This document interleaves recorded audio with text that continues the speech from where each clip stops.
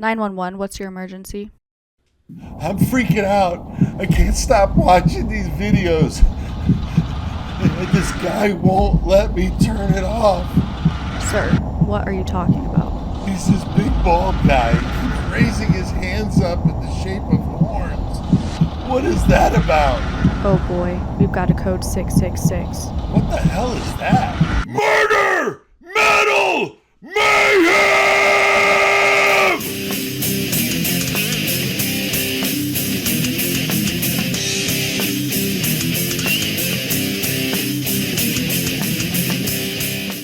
Welcome back. I got another episode of 666 Seconds of Murder for you. Now, let me know what you guys think about that new intro you just saw. You guys know the deal, though. This video should be less than 666 seconds or 11 minutes and 6 seconds. Nice and simple. I'll be going through the information quick, so hang on tight.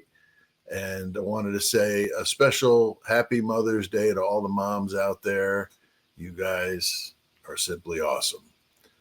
Now, Murder Metal Mayhem is kicking so much ass over here that the cops in Idaho built their timeline around the crimes being done in 666 seconds. Yeah, 11 minutes and 6 seconds. Hey, give me a break. But it's all of us that kick ass. So thank you for your support of the channel and for just being you. Now, real quick, take a moment to like the video. If you're not a subscriber, please do that before you leave today and drop a comment below. Let us all know what you thought and get some dialogue between the commenters. That always helps. Like the other comments, that sort of thing. Now, I'm sure many of you following the case of the Idaho 4 have by now seen the NBC Dateline special, The Terrible Night on King Road. I watched it once through and wanted to give you my insight and commentary on what I saw. Now, the question that I posed on the thumbnail is this documentary an honest portrayal or a dirty hit piece? Or maybe somewhere in the middle? I don't know. You can watch this video and make your own decision. I firmly believe my views will be made clear and concisely. So shouldn't be any wondering how I feel about this. Now, the obvious thing that jumps out before it even starts is the timing of it. Why would you release something like this right before jury selection? In a case filled with mystery and an underbelly of shiftiness, you can't help but wonder if NBC got the information, video, graphics that have been, part of a gag order and got them from some, unknown source. We don't know who got it for them. But could the exchange for that information be paid in the timing of the release so that the jurors would be prone to the message that Brian Cobberger is a creepy guy who committed a quadruple homicide by himself in 10 minutes? That's just wrong.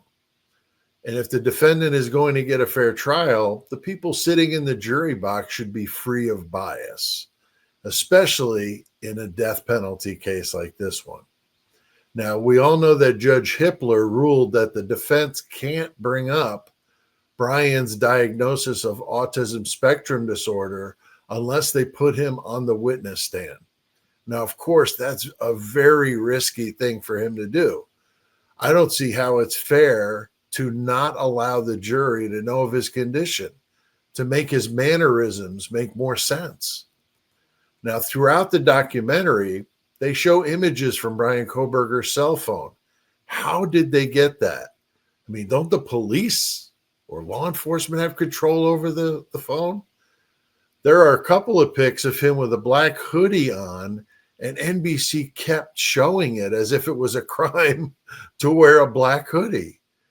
It's dark for sure. He looks intense in the picture. I'll give him that. But it's as if they're taunting him about his condition and not allowing his side the chance to explain it to the jurors. They also show a variety of pictures he had on his phone of young women in bathing suits, as if that was something that would surprise anyone in a 28-year-old's phone. He's a man, and that's just normal. None of the women were victims as far as anyone knows, but they implied that he was hunting, and they used an expert or two to back that up. But if you listen to how the experts respond to the questions, they're definitely littered with a lot of hedging of bets. So I don't know how much faith or stock I would put in those when it comes to the jury, and I would be curious to see what they'll think of it. There is some video from the pool party that we heard about from August of 2022, right after Brian moved to Pullman, and it was in Moscow at the Grove Apartments. They interviewed a DJ at the party who said that Brian was a bit strange and asked him a lot of questions about his DJ equipment. He said finally he just had to ask Brian to leave him alone because he was busy and he had to get back to his work. So, again, a negative thing. But then later, when the guy was hiking in the mountains, he was coming out of the mountains, and Brian was coming up the mountain at dusk by himself, and the guy thought it was a little strange. But, the documentary failed to use that as a moment to reinforce his alibi of, I like to go in, hike and be amongst the stars and look at nature and this sort of thing. So there was a prime example of how they could have used that in a positive light instead of a negative light. Now, if you didn't know that in social situations, a person with autism spectrum disorder doesn't get social cues like the rest of us do. Brian asking the guy all the questions about what he thought was just normal conversation, not annoying. So this will come up routinely during the trial, I'm sure. Like if they put the DJ on the stand, or Holly, the woman that he exchanged phone numbers with at the pool party. The jury will most likely look at his behavior as creepy and definitely not in a positive light. They also talked about his black clothing and strange lyrics to a song he listened to right before the cops kicked in his door at the Cobberger family home in Pennsylvania. Now, I could show you closets and drawers and baskets filled with black clothing that I wear every day. And when it comes to strange lyrics, please hold my beer for that one. Now, like Brian's counterpart in the West Memphis 3 story, Damian Eccles, who served over 20 years on death row in Arkansas before exoneration. And Damian wore dark clothes and listened to heavy metal music. People who don't understand that stuff take it the wrong way. Just like my 666 seconds videos sometimes strike a nerve with people. Now, for all the pomp and circumstance that preceded the documentary, the threat of exposing damning evidence against Cobberger was left undone, in my opinion. It did add some negative light to his character, and admittedly, some of the facts that came out, I'd like to hear explained. Things like the missing key in the office he shared with the Korean student. Did he take it and move stuff around in her apartment? While it's creepy as hell, it doesn't put him inside 1122 King Road, let alone wielding a knife like a ninja. So, I don't know. Now, being different isn't a crime. Having autism spectrum disorder isn't either. It feels like NBC sold their souls for some lukewarm leaked evidence. There was nothing even close to a smoking gun that was revealed in that documentary, in my opinion. Most of it was stuff we'd already heard about, just spun a little bit darker. Now, the documentary did a good job at skimming the past difficult parts, of the case that the prosecution is going to have, such as, how weak that transfer DNA is, the ridiculous white Elantra shell game, because once again, they show some video in there where it's the green Elantra. And they're passing it off as a white Elantra because of the way the camera shows the green is white in the night vision. So it's pitiful.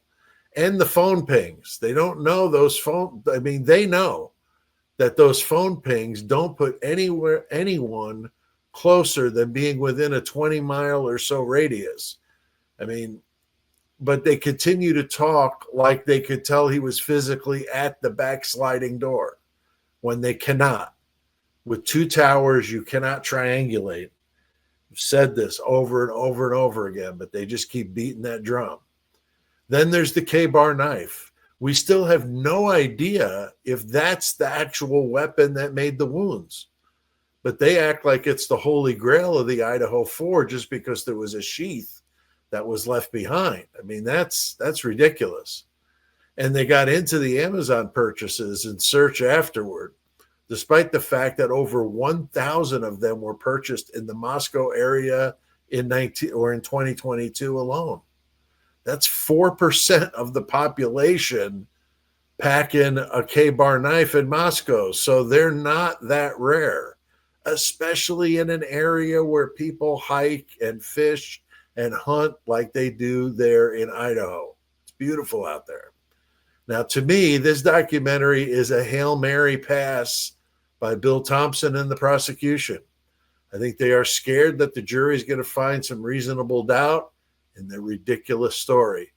Grade school children could see right through this charade.